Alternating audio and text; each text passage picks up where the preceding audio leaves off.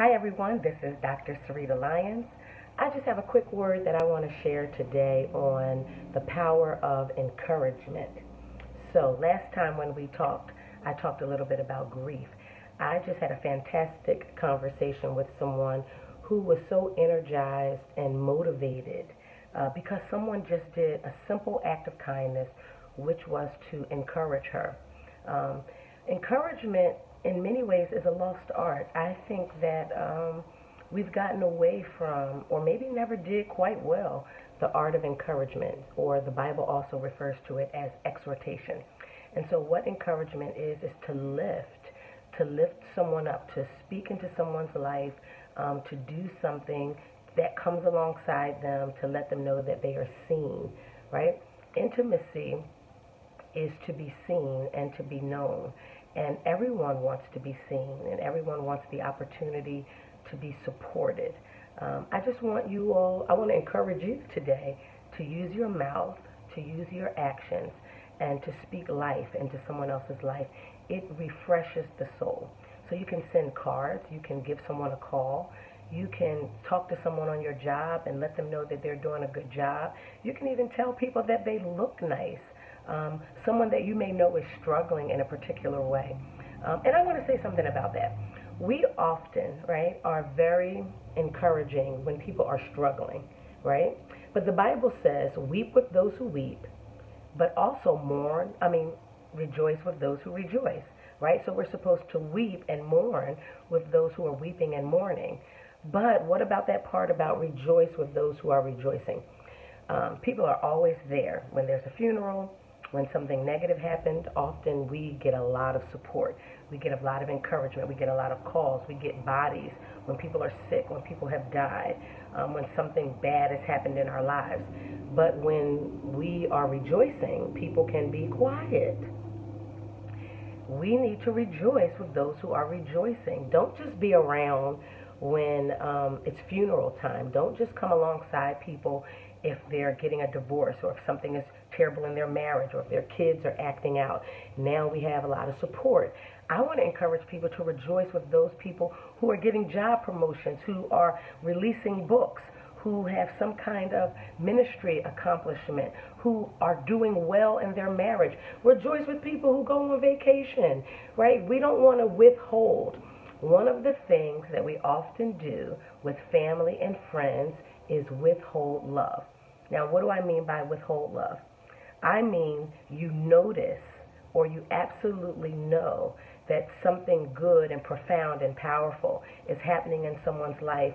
You actually yourself are moved by it or encouraged by it. You see someone losing weight, or someone doing really well at school, and you're thinking, wow, she or he is killing it, or they look good, or man, that was an awesome opportunity that they just got the opportunity to take advantage of. But then we don't tell them.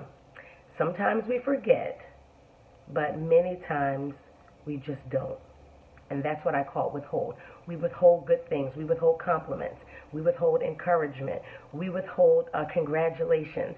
And I want to push us to be less self-centered, right? Withholding often comes from envy and jealousy. I need to do a whole show on envy and jealousy. It's a huge, huge problem.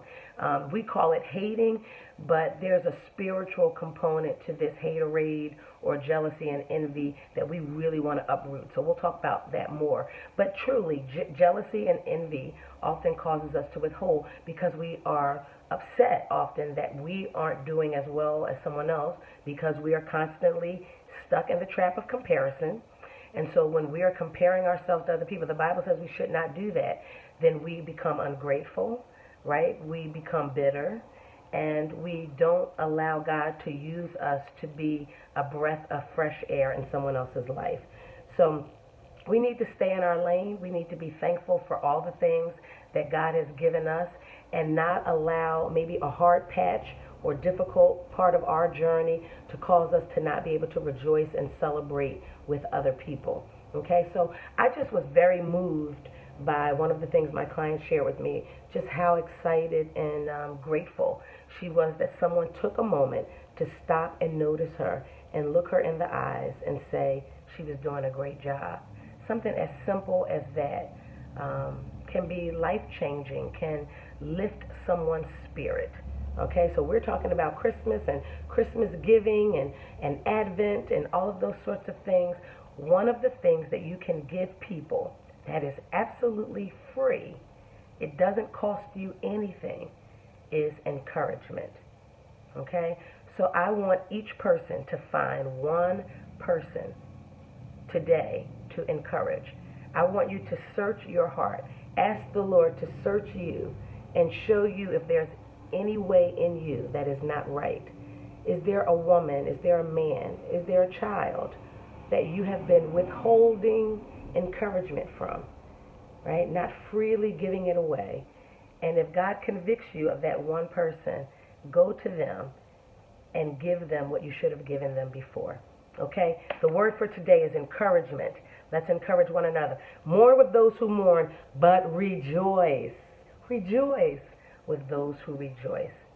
And let me tell you, you know how good it feels. You know what it does for your spirit when someone says something kind and encouraging. It is wind beneath your wings. It gives you the energy to fight on, to try harder, to keep pushing. So who can you do that for? And I know someone will be doing it for you. So I want to encourage you all to encourage. It is an awesome way to love one another. Take care. Bye-bye.